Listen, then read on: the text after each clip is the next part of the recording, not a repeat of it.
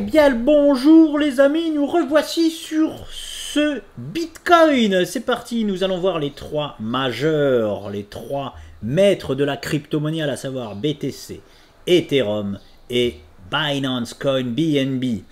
Alors, c'est parti, on va se jeter quelques fleurs. Avant peut-être d'avoir tort, parce que forcément si jamais j'ai tort, je m'en prendrai plein les dents, donc j'en profite, on va se jeter quelques fleurs. Alors les fleurs sont quoi? C'est intéressant de constater, qu'est-ce que nous constatons sur le BTC? Je vous le dis tout de suite, il ne s'est rien passé, mais on va se jeter quelques fleurs, c'est parti, pour voir que nous avions parfaitement déterminé la zone dure, la zone de support, la zone où il allait forcément se passer quelque chose. J'ai envie de vous dire, l'objectif très exactement du BTC à la baisse pour ce double top était les 60 600 $, pour être exact. Et regardez aujourd'hui, alors je n'ai pas rajouté ce trait noir là, nous l'avons depuis le 20 mars 2024, Bon, on a surtout pu le mettre grâce aussi à ce qui s'était passé ici, donc on va dire on l'a depuis avril 2024, cette zone, qui nous était donc indiquée dans un objectif baissier parfait de ce double top. On est d'accord, on ne savait pas si on allait rejoindre l'objectif, on avait, je le rappelle, 40% de chance seulement de rejoindre l'objectif, mais nous on savait qu'on pouvait nous faire une dernière épaule en fait, celles qui font tant parler, celles que j'ai pas le droit finalement de voir visiblement sur le monde de la crypto-monnaie, eh bien elle est à demi-faite, j'ai envie de vous dire, il suffit qu'on retrouve les niveaux là des 70 000 $ et elle sera totalement faite. Mais regardez cette magnifique en fait consolidation, pas n'importe où, posée sur les 60 600 $. Donc c'est vraiment intéressant de constater ça. Je reviens là-dessus, je vous dis, on se jette un peu de fleurs. C'est pas pour ça, c'est surtout pour vous dire toujours ce que je vous dis. Je vous avais déjà dit sur plein d'altcoins de ne jamais mettre à la poubelle des trendlines. Non. Je vais arrêter d'utiliser le mot trendline parce que je vais fâcher mon associé. Des supports et des résistances, pardon, parce que ça sert toujours à quelque chose ultérieurement dans le temps, comme je vous explique, c'est ce que moi j'appelle des traumatismes. Voilà, des traumatismes dans le monde de la crypto, comme dans le corps humain, on peut avoir des traumatismes émotionnels, c'est ça, les supports et les résistances servent de traumatismes dans le monde financier, de la finance. Et les objectifs, c'est pareil, je vous avais démontré ça par exemple avec Crime, on vient toujours comme par hasard consolider sur des zones parfaites d'objectifs. Voilà. Et c'est encore le cas, bien évidemment ici, qui étaient les 60 600 $ qui font pour le moment parfaite zone de support. Voilà. Alors ne faites pas attention, je vais vous montrer en 30 minutes par contre, ne faites pas attention à tous mes tracés ici, là. 30 minutes, c'est juste pour moi, continuer à suivre le mouvement, et dès que j'ai quelque chose de vraiment concret, je le présente. Là, la seule chose que je peux vous dire, bon, forcément, j'ai un biais haussier, forcément, je pense que nous avons fait le bottom, voilà. Forcément, oui, il peut très bien nous donner la frayeur et aller nous refaire un petit bottom, voilà. Mais j'ai un biais haussier. Pourquoi je dis que nous avons fait le bottom? Pourquoi je reste toujours dans mon plan de ces derniers mois? Parce que nous avons été chercher les niveaux exacts. Nous sommes en train de consolider sur les niveaux exacts de probables rebonds. Moi, je privilégie toujours donc ce move-là. Voilà. Et la zone à ne surtout pas franchir en aucun cas est bien préservée pour le moment. Le taureau fait bien son boulot. Mon petit taureau là, qui est avec nous, fait pour le moment bien son boulot. Alors, il a fort à faire parce qu'on est toujours en tendance baissière. Attention, il ne faut pas me faire dire ce que j'ai pas dit. On est toujours en tendance baissière, mais je privilégie un rebond. Et la seule chose pour le moment que je peux dire, que je peux affirmer, c'est qu'un move est en preparation. Voilà. Un move est en préparation, plus ou moins violent. La violence va dépendre de ce que je vais vous montrer là, de cette consolidation-là, H4. C'est-à-dire que si le move se fait rapidement, on n'a pas beaucoup de puissance. Si le move se fait, et nous sommes en plus vendredi. Alors, encore une fois, c'est intéressant. C'est vraiment, là, on arrive sur des week-ends intéressants. Hein. À chaque fois, le week-end, il peut nous proposer quelque chose d'hyper intéressant. Je l'avais déjà dit le week-end dernier, il n'a pas proposé ce qu'il pouvait nous proposer, c'est-à-dire un rebond avec un beau gap haussier. Non, finalement, il s'est endormi comme d'habitude et il a repris son mouvement baissier dès la nuit de dimanche à lundi. Et bien là, rebelote, j'ai envie de vous dire, c'est-à-dire qu'il peut très bien ne pas dormir ce week-end et nous proposer un beau petit move, même aussi petit soit-il. Parce que on est sur des zones, là je vais mettre la charrue un peu avant les bœufs, j'aime bien prendre des risques. On est sur des zones où on peut nous proposer un beau gap de rupture pour dire hey, ça y est, maintenant j'en ai fini avec ma consolidation depuis des mois, ça y est, j'en ai fini avec ma baisse à court terme, je te propose un beau petit gap de rupture et maintenant je vais to the moon. Alors bien évidemment, je vais to the moon, hein, ce ne sera pas un gap de rupture et on va direct au 86K. Non mais ça y est, gap de rupture baissière et ça y est, je rebondis et l'idéal serait de ne plus jamais recombler le gap. Je mets la charrue avant les bœufs, nous n'avons même pas le gap. Hein, mais je vous parle un peu de pourquoi le week-end dernier déjà était exaltant. Et pourquoi celui-ci peut l'être aussi. Alors, il pouvait être exaltant, il n'a pas du tout été. Hein. Il a juste été validé les objectifs baissiers, on n'en parle plus. Maintenant, c'est pareil. On peut très bien faire comme 90% du temps, c'est une stat au hasard, je vous dis, c'est-à-dire s'endormir le week-end et reprendre un move, hein, toujours pareil, dans la nuit de dimanche à lundi, comme il l'a fait encore ici. Ou alors, nous proposer déjà, nous initier un move, pourquoi pas le week-end. Et là, ce serait... Ça, si c'est vers le nord, forcément, ce serait de fortes chances sacrément bullish pour la suite. Voilà, je vous donne les deux choses qui peuvent se passer. Alors, il peut même s'en passer une troisième, forcément, ce week-end, d'ouvrir un gap, mais un gap baissier, hein, qu'il faudrait par contre très rapidement combler si c'était le cas. Hein, là, je ne mâche pas mes mots, hein, parce que si jamais on nous propose un gap de continuation baissière sur les niveaux actuels ce week-end, ça sent le roussi, hein, on va pas se mentir, et moi le premier je dirais, écoutez les mecs, ce que je prévois depuis des semaines, des mois, ça sent le roussi. Nous n'y sommes pas, nous n'y sommes absolument pas du tout, mais voilà, on peut, hein, c'est des week-ends sur lesquels je me mets quand même à suivre le Bitcoin, surtout le dimanche, je me mets à suivre le Bitcoin le dimanche, parce que ça peut être hyper, ultra même intéressant. Donc voilà, donc la seule chose que je vois pour le moment, c'est la préparation d'un move, plus ou moins violent. Si on part tout de suite, ça va être un petit move. Si on attend vendredi, samedi, dimanche, là on peut avoir un move assez violent. Affaire à suivre sur les 2 ou 3 prochains jours. Qu'est-ce qui annulerait la tendance baissière? Alors comme je vous dis, la première chose c'est d'annuler la tendance 30 minutes, mais surtout, mais la tendance 30 minutes quelque part on s'en fout, hein, c'était comme pendant cette descente là on l'avait annulé et c'était vers là-bas, voilà, c'était là-bas, on avait inversé la tendance 30 minutes, mais les vrais niveaux à aller casser c'était cela et qu'on n'a jamais cassé. Pourquoi? C'était la tendance H4. Il faut nous alterner pour changer de polarité, c'est-à-dire pour passer de baissier à haussier. Graphiquement parlant, il faut nous inverser la tendance en H4. Voilà. Et il n'a pas fort à faire hein, maintenant. Il n'a pas du tout fort à faire parce que la tendance H4, pour nous la verser, les amis, elle est là. Elle est juste là. Un petit effort du BTC, pourquoi pas aujourd'hui même, j'aimerais juste une mèche, hein, je le dis, je veux pas une clôture, j'aimerais juste une mèche au-dessus de ces, alors voilà, allez, de ces niveaux-là pour être exact, qui sont les 62 500 $. Voilà, tout simplement pour être exact. Je vais quand même aller checker, non mais c'est bon, à vue d'œil, ça n'a pas été franchi, donc voilà, la tendance H4 a repris, on rebondit, mais là, hop, on baisse, mais moins bas que ce bas-là, ça sent bon, ça sent bon, ça sent bon.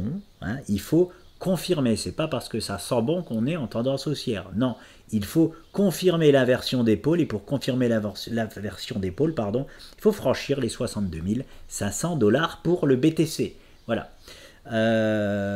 Et en plus de ça, on repasserait au-dessus de cette, c'est pour ça que je garde tout, de cette ancienne figure de ce biseau que nous devions casser 92% du temps à la hausse et que nous avons cassé à la baisse. Freestyle. Je te propose les 8%, tiens. Et bien là, on est en train de... alors les baissiers, forcément, ils disent on a cassé à la baisse, on refait juste un pullback de continuation baissière. Et ils auront raison de penser ça. Hein, ils auront, en tout cas... ils n'ont aucune preuve du contraire, comme je le dis souvent, que la baisse est finie. Voilà, la baisse est finie si on vient péter ça, les amis. Hein, les 62 500 $. Et en plus de ça, on ferait une pierre deux coups, j'ai envie de vous dire, parce que très certainement que nous passerons au-dessus de cette résistance qui nous fait tant de mal depuis un bon moment. Alors, hop, et je vais tracer l'autre d'ailleurs, que j'avais mis de côté, au cas où, pour nous... Est-ce qu'il nous préparait? Voilà. C'est à ça que je... C'est exactement à ça que je m'attendais. Je vais le mettre en quelle couleur? Tellement de couleurs. Allez, en rose, on voit rien. Bon, bref. Je le mets là pour moi comprendre, parce que nous pouvons donc sortir donc la tête de l'eau par ces niveaux-là inversés à la tendance H4, mais tout de suite, il ne faut pas être étonné si on se fait bloquer ici, là.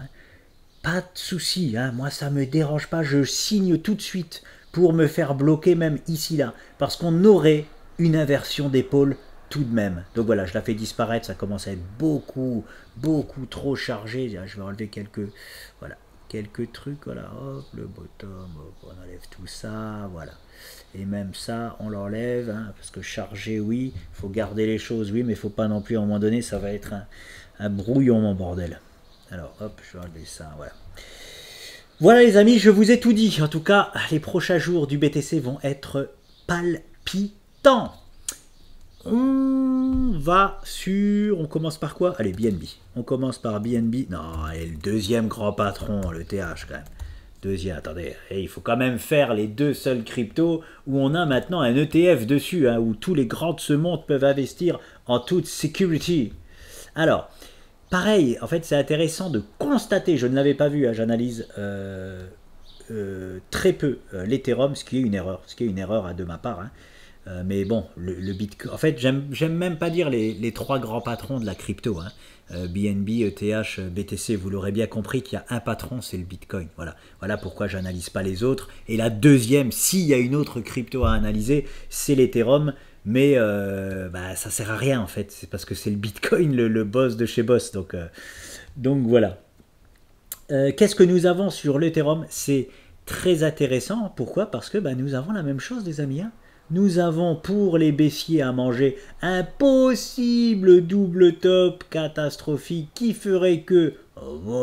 Voilà. Ne mettez pas la charrue avant les bœufs, il n'existe pour l'instant pas. Pour l'activer, je vais juste tirer ça qui était là depuis un bon moment maintenant.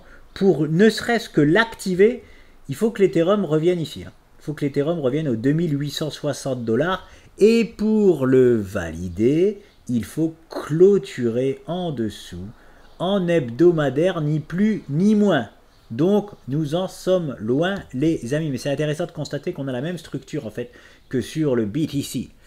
Un possible double top de scénario, le scénario que je vous ai présenté sur le BTC, le scénario catastrophe en fait, où le bull run c'est fini quoi, c'est tout, on va pas mâcher nos mots, terminé, on met aux oubliettes tout ça.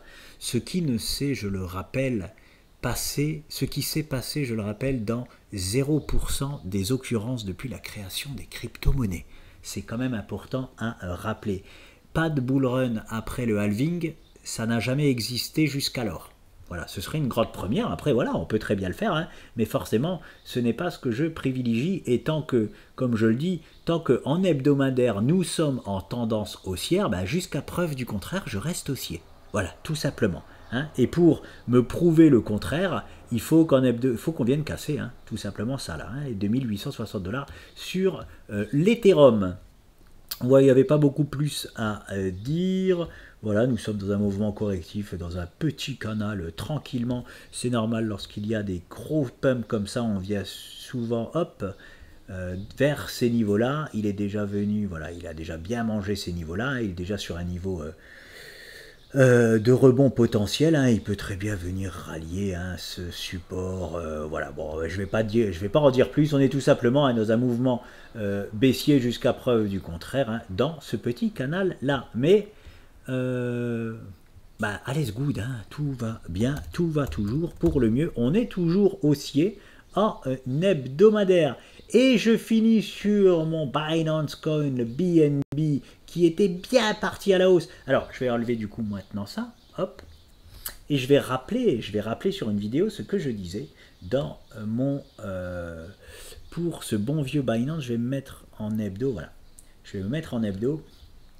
Alors, il faut savoir que le Bitcoin, hein, et le BNB, je vais juste parler des deux là, parce que bien sûr, il y en a d'autres aussi qui ont déjà rejoint ou dépassé leur plus haut historique, mais ce qui nous intéresse là, c'est les majeurs. Le Bitcoin et le BNB sont en avance, hein, par rapport à l'Ether. Pourquoi? Parce que, voilà, c'est tout ce que je vais vous dire. Non, je plaisante. Parce que on a déjà rallié les plus hauts historiques sur le Bitcoin, sur le Binance Coin. Et là, je vais vous rafraîchir la mémoire sur ce que j'avais dit sur cette zone-là, justement. Cette zone que j'avais entourée, là. Hein. Les plus hauts historiques, je m'étais dit, est-ce que, comme nous avons fait la consolidation, hein, et ça, c'est tout à fait normal, sur cette énorme, sur la résistance principale du BNB, est-ce que les niveaux des plus hauts historiques vont nous emmerder? Peut-être, peut-être pas. Voilà, c'était la question. La question, est-ce que les plus hauts historiques vont nous emmerder, étant donné qu'on a déjà fait la grosse consolidation sur le niveau de consolidation le plus important du BNB?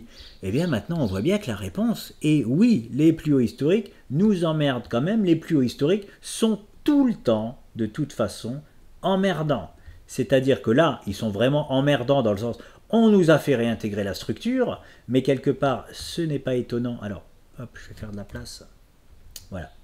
Je vous ai tiré en fait. J'avais posé cette figure-là il y a un moment. J'ai juste tiré, hein, le support et la résistance qui nous donne ce triangle et qui nous donne un objectif de sortie aux alentours du 13 août. Alors on va dire mi-août pour le BNB pour continuer sa hausse ou alors, hein, dans le scénario catastrophe, boum, repartir dans les bas-fonds.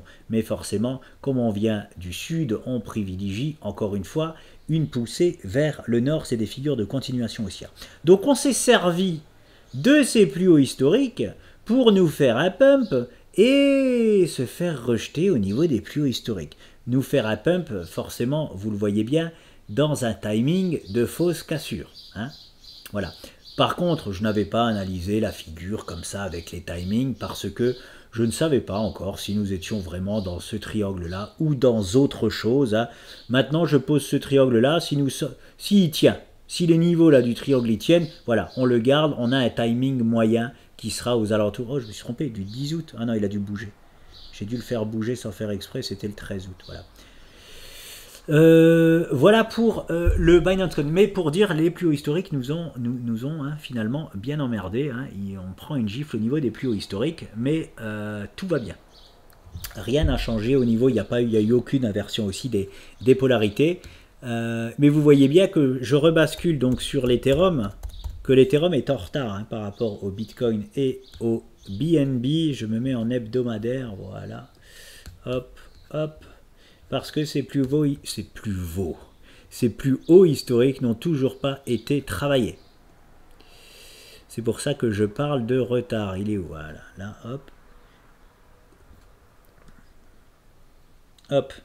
Donc ici, hein, de sources sûres, ou alors très souvent des cas, nous ferons encore emmerder sur l'ETH pendant que le Bitcoin les travaille depuis des mois et pendant que le BNB les a déjà testés une première fois.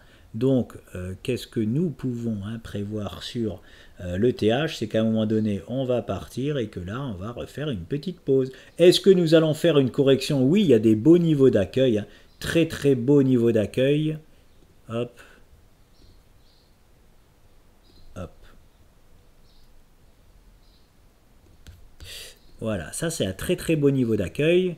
Est-ce que du coup nous ferons hop ça, hop, avoir de youp, ou est-ce que nous allons juste consolider un petit peu, être un tout petit peu en fait emmerdé et puis partir? C'est possible aussi. Voilà, ça c'est move de la seconde phase of bull run, ou alors ce que j'appelle moi le vrai bull run.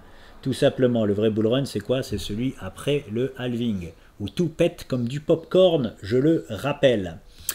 Voilà, c'est tout for the moment. Je regarde, est-ce que j'oublie quelque chose? Est-ce que je peux rajouter quelque chose? Voilà, non. Non, le jeu de volume est toujours... le jeu des volumes, oui, est toujours très très bon aussi sur l'Ethereum. Je m'amuse pas assez à vous montrer le jeu des volumes. C'est toujours intéressant. Et voilà, on monte... Ah, c'est toujours chiant parce que là, j'ai... Il y a ça qui s'affiche. Et quand on rentre en correction, on a une baisse des volumes. C'est très sain pour la suite. Mais en plus de ça, oula, qu'est-ce que j'ai fait? Que s'est-il passé? Ce qui est vraiment ultra intéressant, c'est le deuxième bottom que nous sommes en train de créer là. Et regardez les volumes. Hop. Par rapport à ceux du... Ah, je suis désolé, il y a un truc qui s'affiche à chaque fois. Hop. Voilà. Voilà. Ces volumes-là, par rapport au précédent, au premier creux, sont moindres. Ils sont beaucoup moins élevés. Hein, même si, ouais, je peux même pas le montrer réellement. En tout cas, ils sont quand je dis beaucoup moins élevés, ils sont pratiquement 2 fois moins élevés. Hein. Donc c'est vraiment intéressant, c'est exactement ce qu'on veut. Hein. En tout cas, quand on est haussier, c'est pas ce qu'on veut quand on quand on est baissier. Qu'est-ce que nous ne voulons pas, nous les haussiers, hein? Nous ne voulons pas sur ce deuxième bottom, je le rappelle, une hausse légère des volumes. Ben voilà, juste si on alterne en fait. J'étais en train encore une fois de vous montrer du doigt les volumes. Si ces volumes-là étaient là, et si ceux-là étaient là, ah, ça sentirait très mauvais. Voilà. On ne veut pas avoir une légère augmentation des volumes. Voilà. Et aussi, ce qu'on veut voir, c'est une explosion des volumes. Voilà, si on avait par exemple les volumes là, ici, une explosion de volume dans le deuxième creux, ça on aime aussi, parce que c'est ce qu'on appelle un sell-off, mais comme je le rappelle, un sell-off sur des plus hauts ou quasiment des plus hauts, hein, je ne sais même pas si ça existe pour tout vous dire. Hein, les sell-off, c'est à la baisse, c'est quand on fait, c'était par exemple FTX, hein, dans le monde de la crypto, quand le Bitcoin a été chercher les 15 000 $, voilà, et qui nous faisait la tête de l'épaule tête-épaule inversée en hebdo, ça c'est ce qu'on appelle un sell-off. Ici, je ne pense pas qu'on puisse en avoir un vu qu'on est très haut perché. En tout cas, on a une baisse des volumes sur le deuxième creux, c'est exactement comme le Bitcoin. Nous n'avons même pas des pré-signaux de preuve du contraire, hein, d'un bear market. Voilà, c'est tout ce que je veux dire. Donc, je répète toujours ce que je dis. Je reste haussier jusqu'à preuve du contraire. Je ne m'entête pas. Ne pensez pas que je m'entête, les amis. Hein. Ce n'est pas du tout ça. Hein. Les chiffres. Fiez-vous aux chiffres, ne vous fiez pas aux notes, à ce que Pierre, Paul, Jacques ils disent. On vous vend que de la peur. Sachez-le. On aime vous vendre de la peur parce que c'est ce qui marche. Voilà. C'est ce qui marche le mieux en tout cas. Hein. Voilà, on va pas se mentir. Je vous laisse les amis plutôt et je vous dis à très vite. Alors nous allons partir en vacances là avec mon associé. Donc on risque d'être un peu moins présent pendant 2 semaines là sur les 2 prochaines semaines, mais bon on sera quand même ensemble, on pourra quand même, s'il se passe des choses, on pourra quand même proposer des choses, on aura du Wi-Fi là où on sera, mais les forfaits téléphoniques là, vu que c'est en Amérique du Sud, visiblement c'est pas pareil, hein, il faut tout changer et tout, donc bon, je préfère prévenir au cas où les 2 prochaines semaines, hein, on risque d'être moins présent. Mais on sera tout de même présent si jamais il se passe des choses ultra intéressantes. Je vous laisse et je vous souhaite un excellent week-end.